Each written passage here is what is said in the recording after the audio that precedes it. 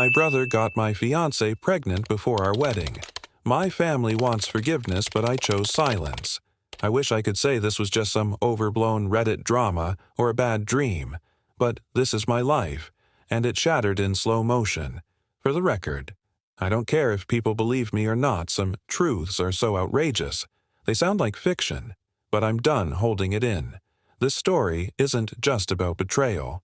It's about growing up invisible, being the shadow to a golden sun, and finally learning how to walk away when every bond you trusted turns poisonous. I'm 32 years old, and, until recently, I was engaged to Sarah, my girlfriend of 5 years, and Mike, my younger brother, is 29. But Mike wasn't just my brother. He was the favorite, the golden child, the one who could burn the house down and still be praised for keeping it warm. I was the scapegoat, always the problem, always the one who should have known better. Mike would break a vase, I'd get blamed. He'd throw the first punch, I'd get grounded. Straight A's. If I got them, I was told to keep it up. If Mike did, he was rewarded with a new game system. The difference in treatment wasn't subtle.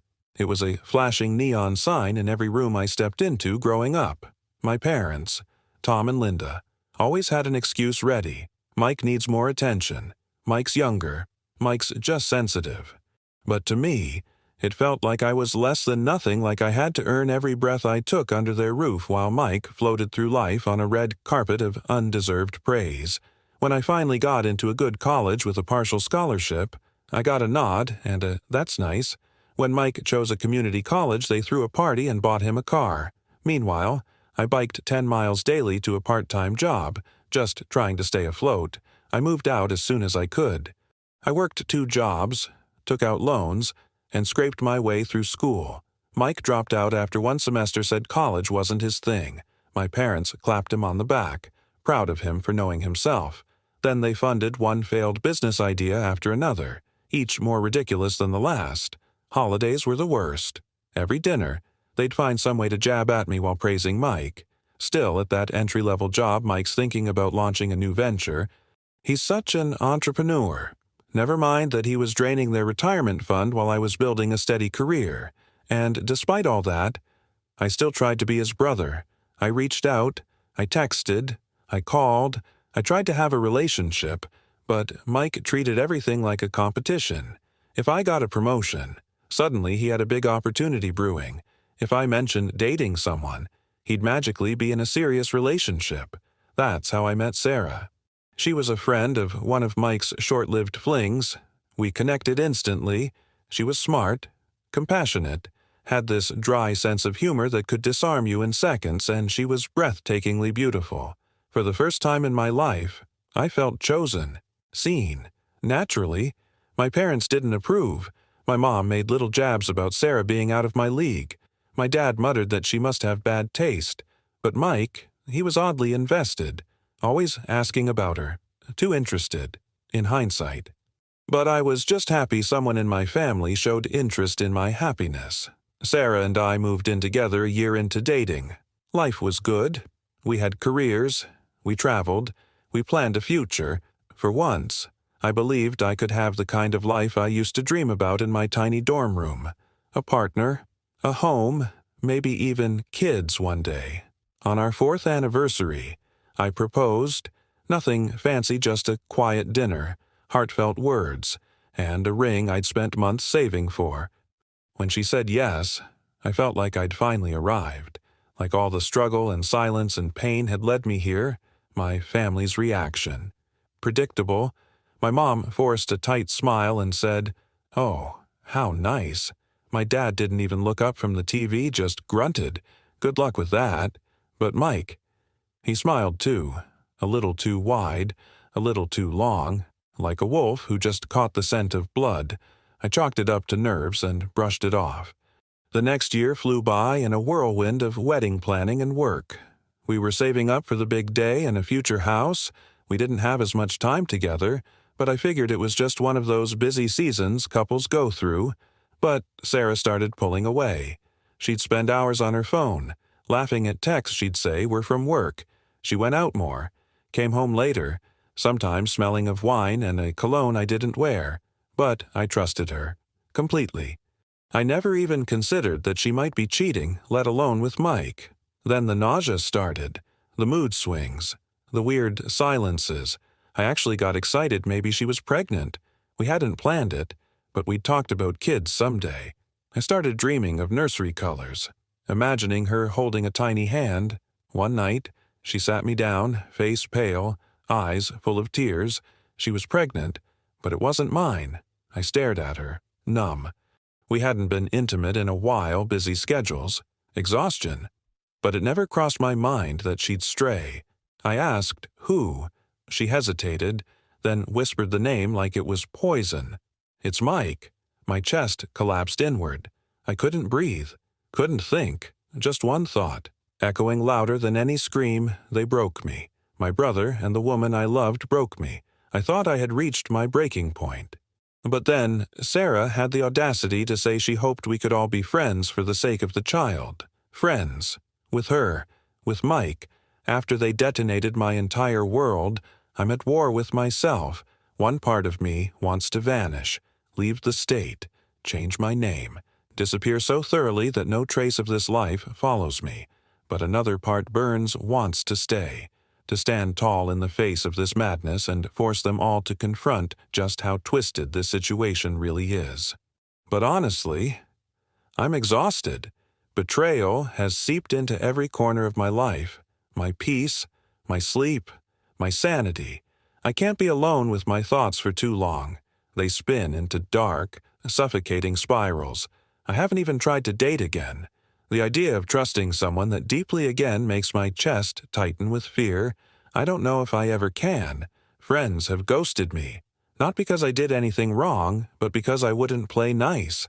They tell me I should take the high road, reconcile. That I'm being petty by cutting ties. That I'm the problem now for not playing happy families with the people who shredded my heart. And maybe the most gutting part of all, the thought of Sarah and Mike raising a child together. That child should have been ours. I should have been decorating a nursery and picking out bedtime stories. Instead, I'm nursing bruises that aren't just on my body but deep in my soul. I know the kid is innocent. I know they didn't choose this. But I can't look at that pregnancy without feeling like a knife is being twisted in my gut. My parents have started talking like I'm going to be some proud uncle. Uncle. That child is a living monument to betrayal. A permanent scar I didn't ask for. How do I move forward from this? How do I rebuild anything on the ashes of a life that was never truly mine? Reddit. I'm drowning. I feel like I'm losing my grip on what's real and what's gaslighting. I ask myself constantly, am I the bad guy here? Am I wrong for refusing to forgive the people who tore me apart? I've questioned my own sanity so many times lately. I'm not even sure what healing looks like anymore. Writing this has helped, at least a little, like screaming into the void and hoping someone, anyone, hears me.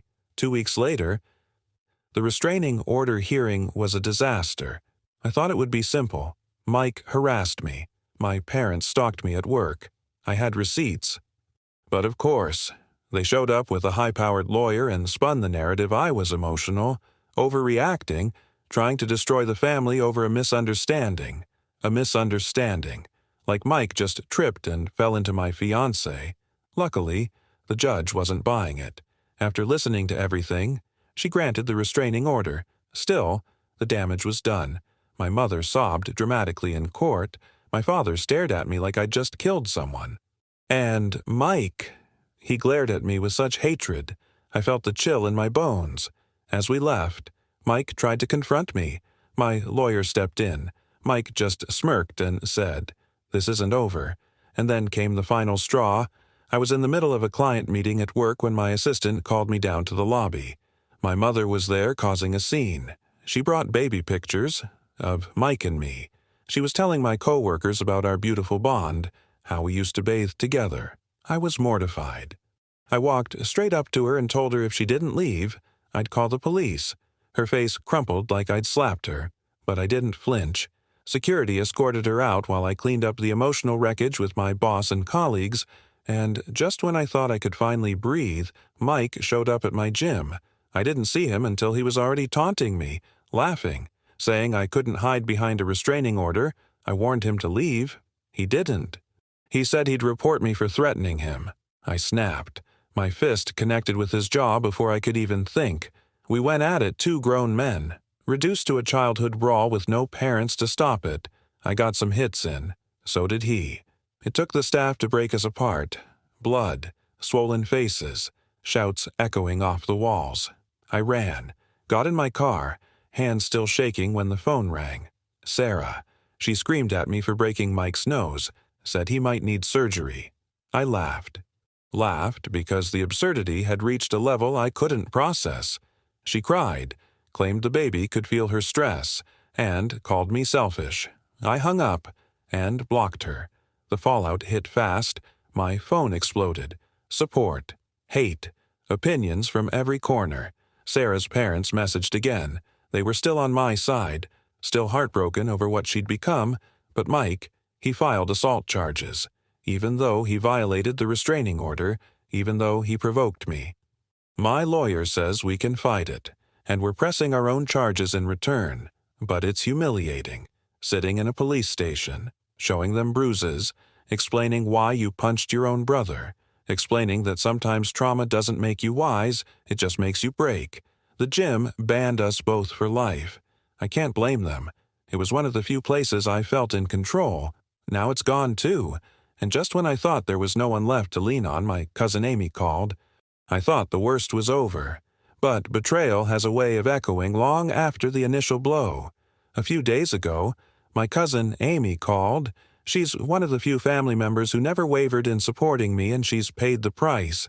Her parents, my extended family, have been pressuring her to see reason, but she stood her ground.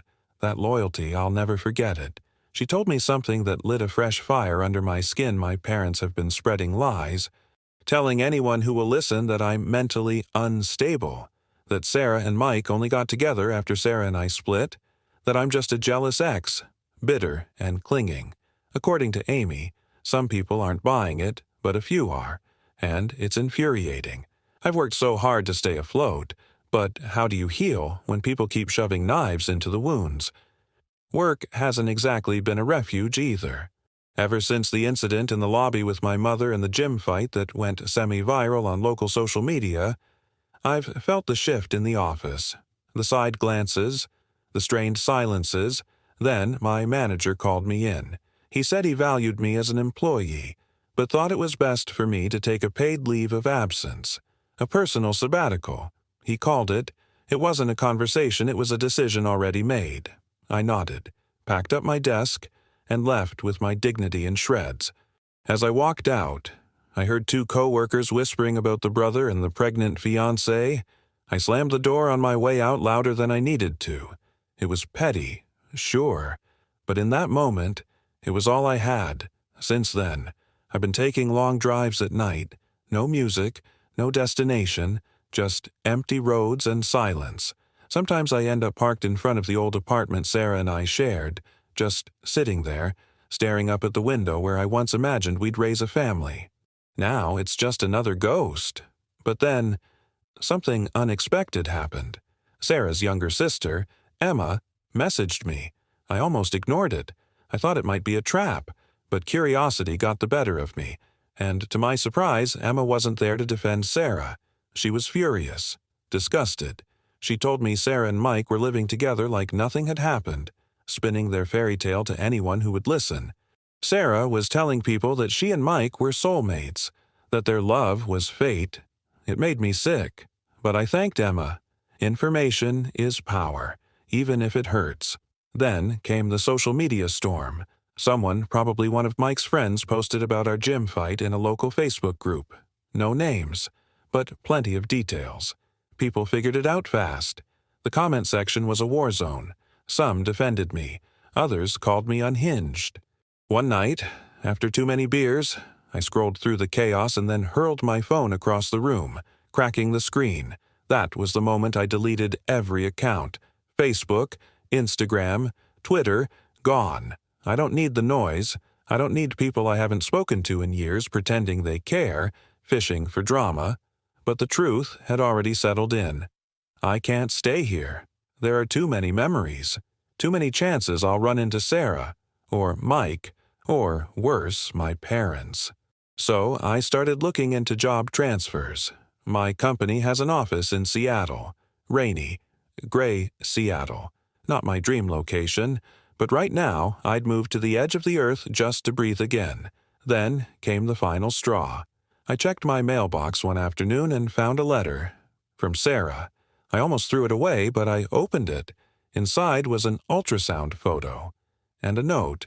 She said she and Mike were thrilled, that they hoped I'd find peace, that their child would love having me in its life as an uncle. I saw red. I unblocked her number and called her. She answered, and I let it all out. Years of anger, hurt, rage. I told her she was delusional if she thought I'd ever be in that child's life, that I hoped she and Mike enjoyed the fantasy they built on the rubble of everything I held sacred. It wasn't my proudest moment, but it was honest. That same night, I made the decision. I called my supervisor and confirmed the transfer to Seattle. He sounded relieved. I think part of him had been waiting for me to ask. 2 weeks. That's all I had to pack up my life. Of course, my parents couldn't leave well enough alone. They showed up at my apartment. Again, violating the restraining order. My mother cried about destroying the family. My father yelled about how selfish I was. I said nothing. I just called the police. As they were escorted out, my mother screamed that I'd regret this. That family is everything. But I've learned the hard way not all families are worth saving.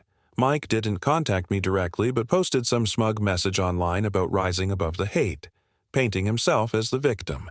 The comments stung, sure, but I reminded myself those people don't know the truth. The most surprising response came from Sarah. After our call, she confided in Emma, broke down, said she realized she'd destroyed everything, that she was scared of the future. Emma passed that along to me. I didn't feel pity, just emptiness. Amy helped me pack.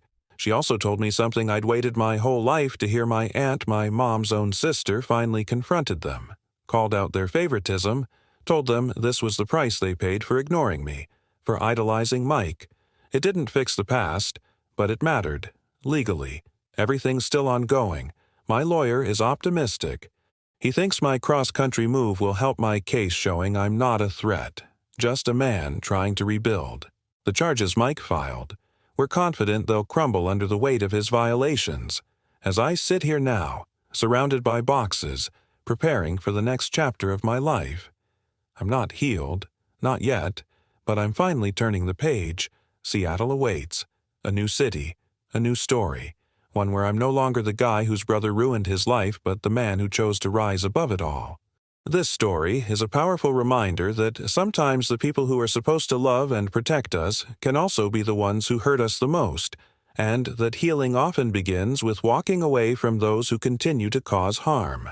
Family isn't just about shared blood. It's about respect, loyalty, and emotional safety. The main character's journey shows us the deep emotional cost of betrayal, not just from a romantic partner, but from a lifetime of being overlooked and dismissed by his own parents. When those closest to you continually invalidate your pain or demand forgiveness without accountability, it becomes essential to prioritize your own well-being, even if it means severing lifelong ties. Forgiveness does not always mean reconciliation. Sometimes, the most courageous act of self-love is choosing peace over toxic familiarity, and starting over in a place where your past doesn't follow you like a shadow. This story also teaches us that trauma doesn't always manifest as visible scars. It can take the shape of isolation, anger, and grief, and that healing is not linear. People might call you bitter for protecting your heart, or selfish for setting boundaries. But protecting your mental and emotional space is not weakness, it's strength. Through all the pain, the protagonist chose to reclaim his narrative, to create distance, and to pursue a life where he is no longer defined by the cruelty of others. In doing so, he reminds us that it's never too late to start over, that support can come from unexpected places, and that our worth is not determined by how much pain we're willing to endure to keep others comfortable. Your healing matters. even if it means burning bridges to light your way forward. If this story resonated with you, or if you found even a small piece of value in it, please comment one below to let us know you're with us. Your support means everything. Don't forget to like the video, subscribe to the channel, and share it with someone who might need to hear this today. And we truly want to hear from you. Share your thoughts and feelings in the comments. Have you ever had to walk away from people who were supposed to love you? Do you believe healing sometimes means leaving family behind? Let's talk about it. Your voice might just help someone else feel less alone. Thank you for watching, and we'll see you in the next story.